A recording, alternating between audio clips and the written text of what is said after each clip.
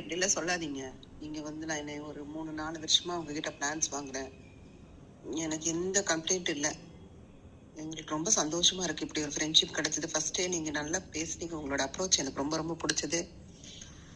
நீங்க குவாலிட்டின்னு சொல்றதுல எனக்கு சிரிப்பா வரும். ஏன்னா நம்மளே நல்ல குவாலிட்டி. அப்ப நீங்க நல்ல குவாலிட்டியா இருக்கும்போது உங்களோட ப்ராடக்ட் உங்களோட இது எல்லாமே குவாலிட்டியா தான் இருக்கும்னு நான் நினைச்சு சிரிச்சுப்பேன். இருந்தாலும் எனக்கு உங்களை பாக்குறப்ப எல்லாரோடையும் நீங்க எவ்வளவு நல்லா அன்பா பழகுறது, பிள்ளைகளுக்கு கூட ஜாலியா இருக்கிறது, அதெல்லாம் எனக்கு ரொம்ப ரொம்ப பிடிக்கும். பார்த்து சிரிச்சிட்டு இருப்பேன். நான் கூட சில டைம்ல அதெல்லாம் தவறுவேன். உங்களை ஒரு ரோல் மாடலா கொஞ்சம் வச்சிருப்பேன் ஒரு சில விஷயத்துல. எனக்கு ரொம்ப சந்தோஷமா இருக்கும்.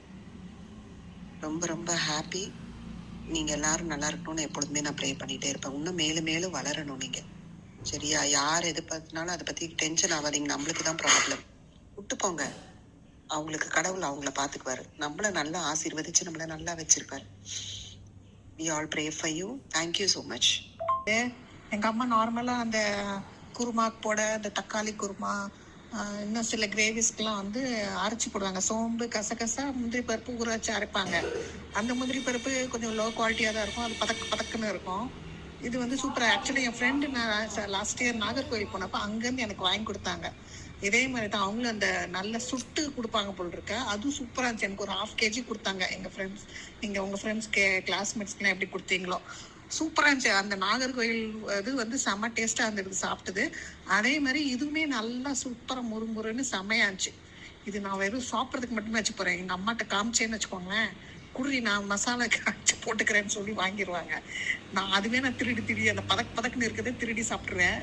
இப்போ இது சொல்லவே வேண்டாம், செம்ம டேஸ்ட்டாக இருக்குது. இது எங்கள் அம்மாட்ட காட்டாமல் கண்ணில் காட்டாமல் நானே ஒளிச்சு வச்சு சாப்பிட போகிறேன். இதை இந்த மாதிரி வாய்ஸ் மெசேஜாக வர ரிவ்யூஸ் வந்து எண்ணிலடங்கா அப்படின்னு சொல்லலாம். எண்ணிலடங்கா வாய்ஸ் ரிவ்யூஸ் வந்து வருது நம்மளுக்கு.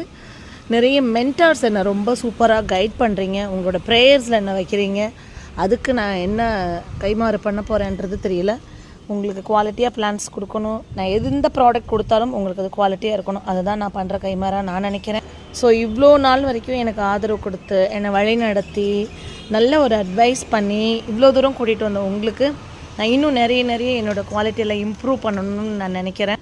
நம்ம ஒரு விதத்தில் நல்லது பண்ணால் 10 விதத்தில் வந்து நம்மளுக்கு நல்லது வரும் அப்படின்னு நம்புவோம். நம்ம அந்த நம்பிக்கையில் தான் நான் எல்லாமே பண்ணுறேன். அதே மாதிரி தான் எனக்கு இன்றைக்கி வரைக்கும் நடந்துகிட்ருக்குது. So happy gardening.